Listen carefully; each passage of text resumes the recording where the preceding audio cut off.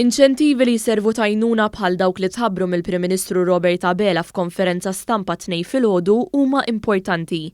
Dan stqarritu Joanne Bondin, il-President tal-Assoċjazzjoni ta' min iħaddem l-MEA, wara laqgħa mal-Amministrazzjoni tal-Partit Laburista.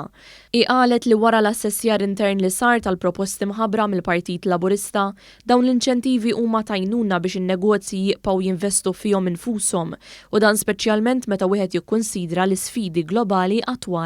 Peress li jkun hemm iktar cycle tal-flus fil-kumpaniji stess, ovvjament daw il-flus li jista' jżommu l-kumpaniji jkun jistgħu jinvestuhom f'affarijiet oħrajn bħal-makkinarji wkoll jimpjegaw iktar nies, ġifieri hemm benefiċċju wkoll li ħajimpatta l min ħaddem. Intant waqt il-laqgħa mal-Amministrazzjoni tal-Partit Laburista fiċ-Ċentru Nazzjonali Laburista, il-President tal-Partit Ramona Attart spjegat kif dawn il-proposti bdew minn vjaġġ ta' 100 idea li ma vjaġġ l-Assoċjazzjoni ta' min iħaddem kienet parti minnu.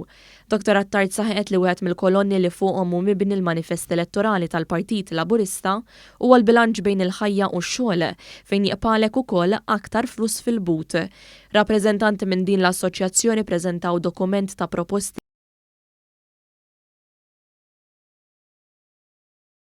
l-edukazzjoni u l-kunċett ta' ekonomija sostenibbli.